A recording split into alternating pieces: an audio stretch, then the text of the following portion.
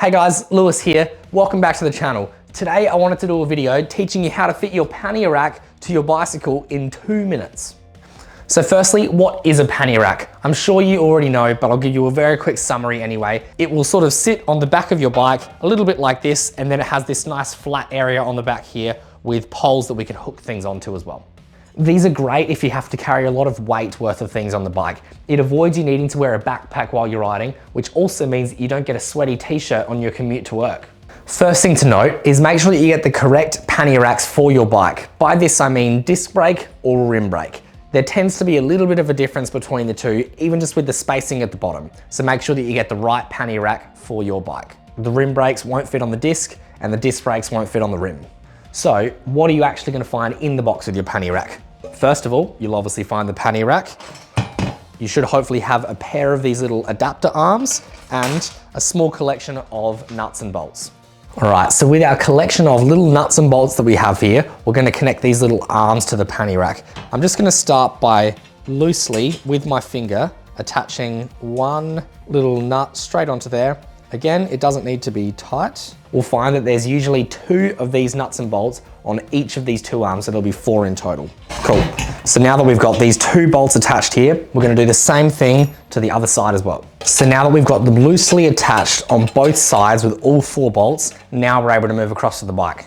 So now that we're down here ready to fit our pannier rack onto the bike, we'll find that we've actually got 4 different bolts down here. We've got 2 at the base here, and we've got 2 up at the top here. Now, if you don't happen to have these bolts up here at the top, you might need to go to the local bike shop and buy a seat clamp adapter that will have some of the nuts that you can thread into there. So now we're ready to start attaching it at the bottom here. We'll put our little Allen key bolt straight through there so that it pokes all the way through. And then we're just gonna bring it down here, being careful not to scratch the bike. And we're just going to loosely thread it onto there. Now make sure that it's going on straight. If it feels difficult to thread it on, it means it's probably cross-threading and you don't want to damage it. So make sure that you just find the thread, and then we've just got it loosely sitting on there so that I can get the other side on as well. Now we're going to thread in the exact same bolt around here on the other side. So now that we've got the 2 base bolts on, now we want to connect these 2 top bolts. You'll notice here that these silver arms are able to slide forwards and backwards a little bit, but they don't quite line up with those bolts down there. That means that we can either use our little tool here or even just perhaps your strong little hands, and we're just going to try and bend it a little bit so that we can make it line up perfectly with where that bolt is. Now that one side is lined up, we're going to take that bolt out. There might not be a bolt there, and we're going to put the bolt through that hole and loosely start the thread. Have it loosely threaded on while we now have a look at the other side here.